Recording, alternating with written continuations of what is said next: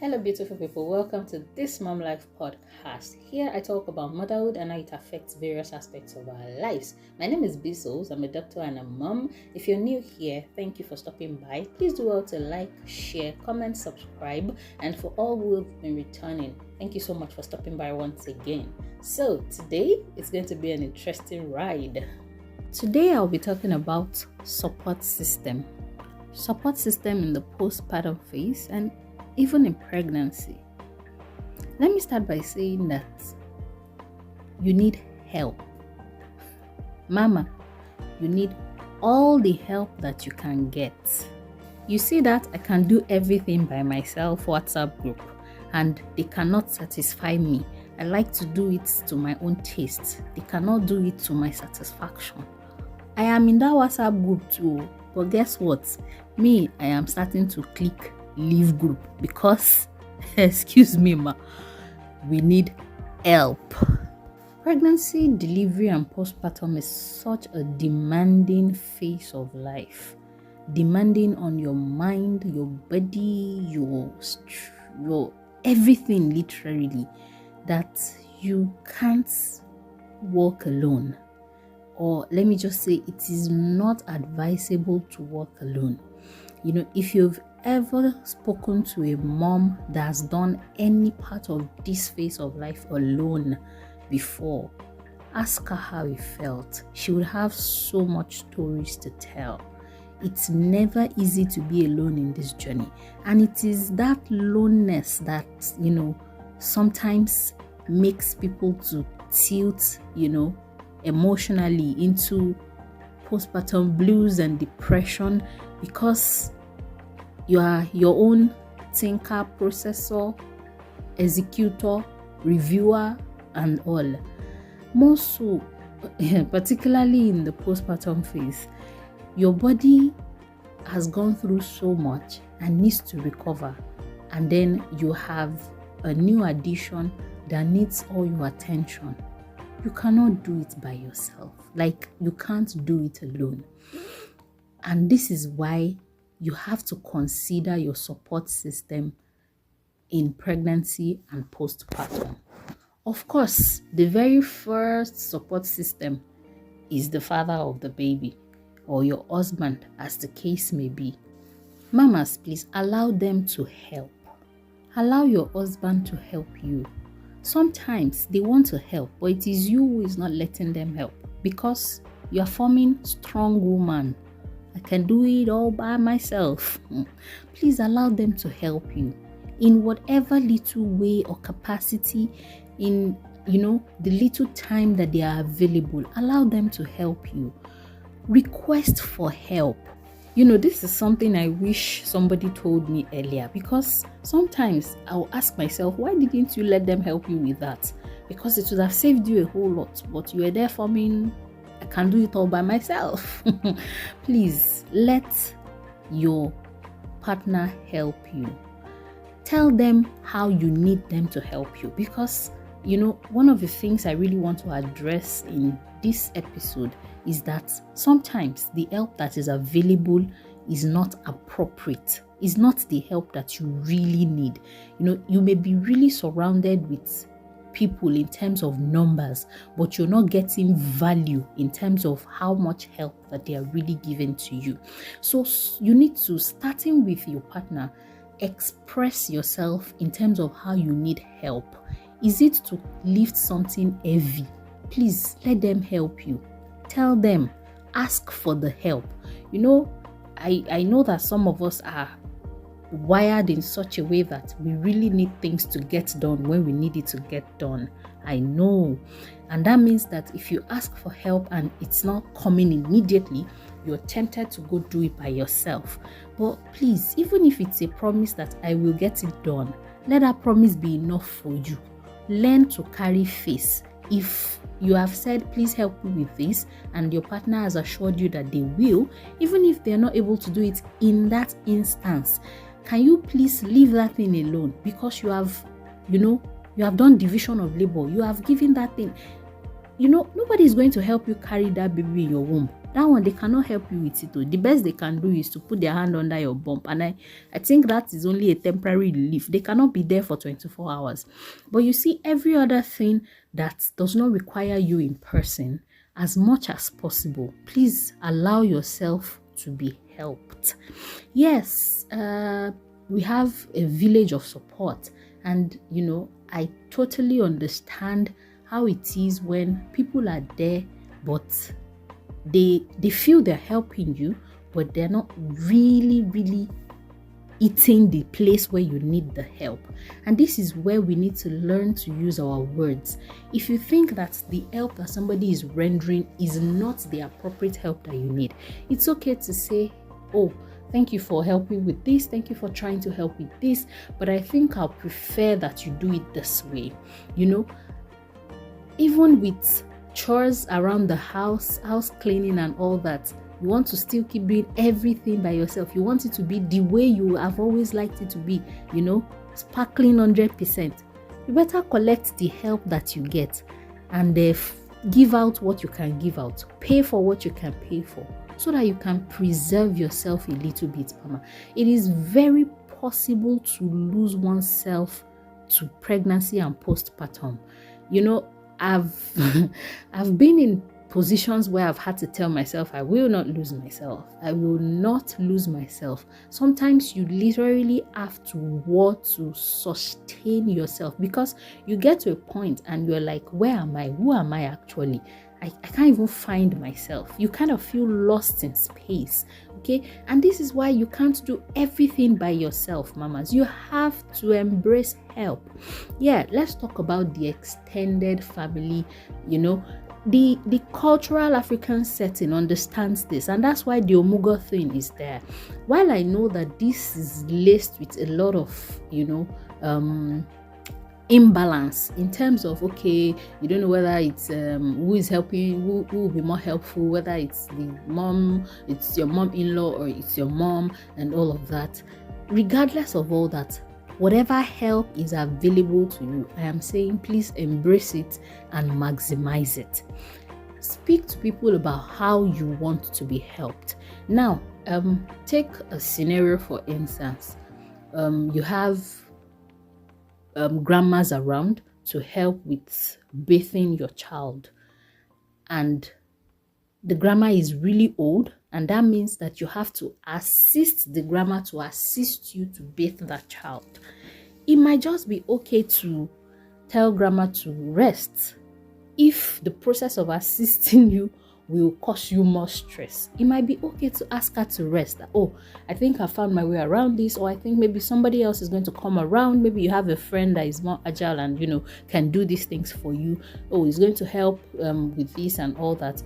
And respectfully communicate your need. I know that in the actual African setting, this is very difficult, but sometimes you will wish that you voiced out, because if you take help that is not helping you, so say for instance you have to go about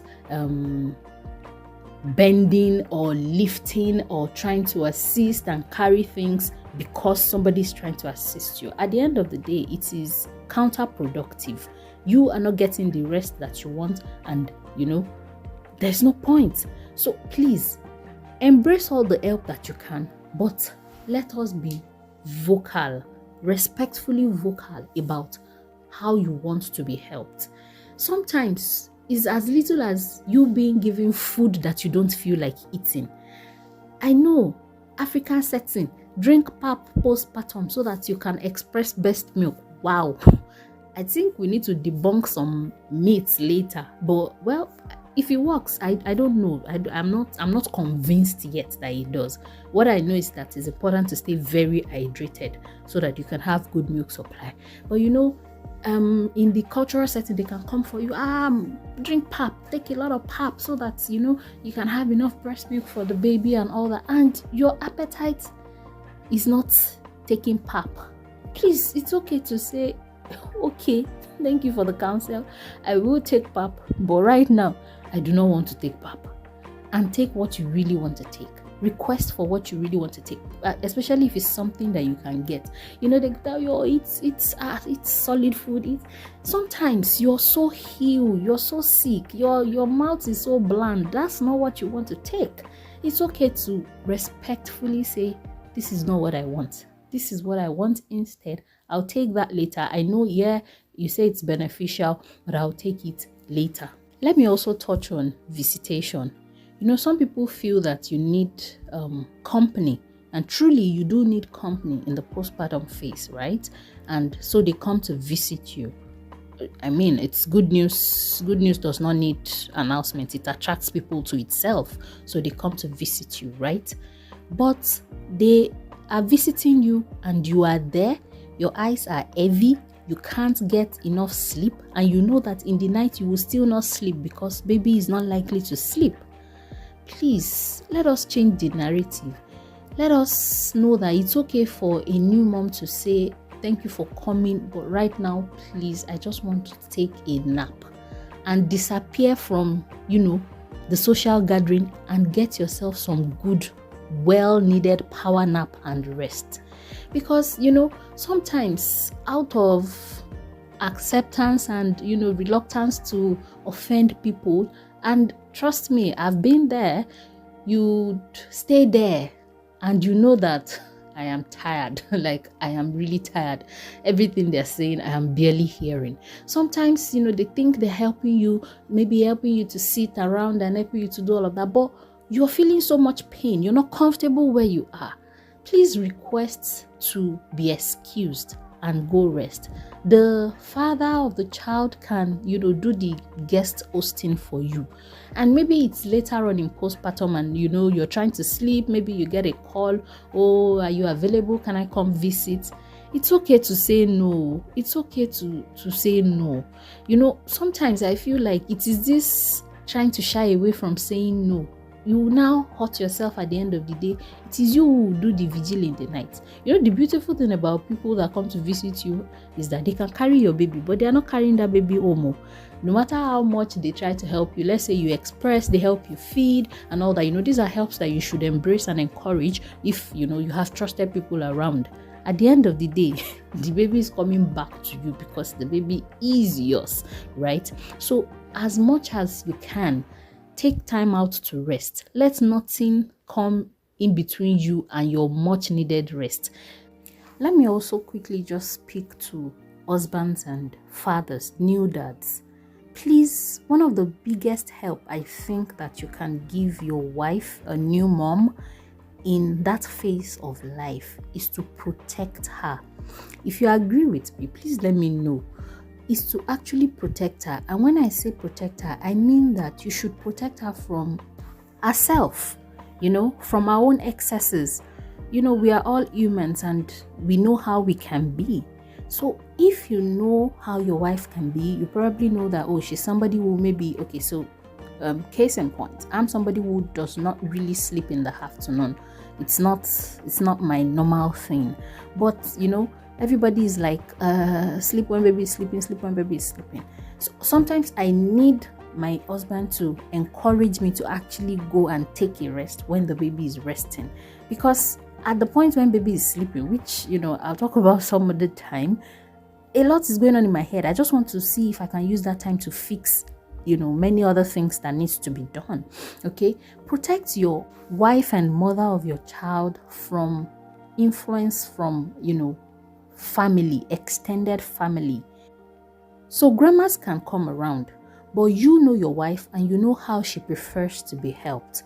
In the natural African setting, it's likely to be difficult for your wife to tell her mother-in-law how she really wants to be helped, or how she really wants her things to be done, how she really wants her child to be nursed, because they are coming from their own experience and they believe that how they did it was best, but she also has her own experience. One very usual thing is how they say, okay, when people give birth in my own cultural setting, they believe that you should use hot water to massage the tummy so that the tummy can come back together and all of that.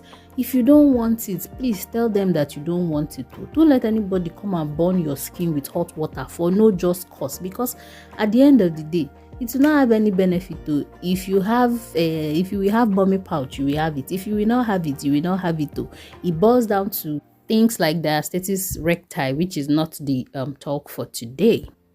I know quite well that I'm touching on very sensitive corridors, but I've spoken to a number of young moms who, for reasons around this support system, they probably harbor some hurt or unforgiveness, or they just naturally have something they didn't like and they can't really express. So instead of letting it happen, why not prevent it in the first place? One last thing I'll just quickly mention before rounding it off here is the issue of counsel. When you just have a baby, particularly if you're a first-time mom, everybody has an advice for you. In fact, it's so interesting that for someone like me who is medically oriented, I still get a lot of advice and counsel on how to and how not to nurse a newborn. And it now becomes my responsibility to say, okay, well, that's fine, but I'm not sure I want to do it that way. Well, that's fine, but medically, it's not the best way to do it anymore. Particularly when it comes to things that are so sensitive, say things like umbilical cord care and all of that. You really have to take your ground and take your stand and say that, well, this is how I want to do it now. This is how it should be done. Respectfully make your point known, and it will really help if you have discussed some of those sensitive issues with your husband prior to arrival of the baby, so that you can have their support full time and everybody can be on the same page. Above all, mamas, embrace every help, even if it's not the help that you really want. Remember that it's all love. It's all coming from the place of we love you, we want to support you, we know that this phase is not particularly one that you can go through alone. So embrace every help, but select the help that you need with wisdom in such a way that it would benefit you the most. So much said. Thank you. If you listened this far, please do well to like, share, comment, subscribe, send to somebody that you think needs it. And till I come your way some other time, stay blessed and beautiful. Bye.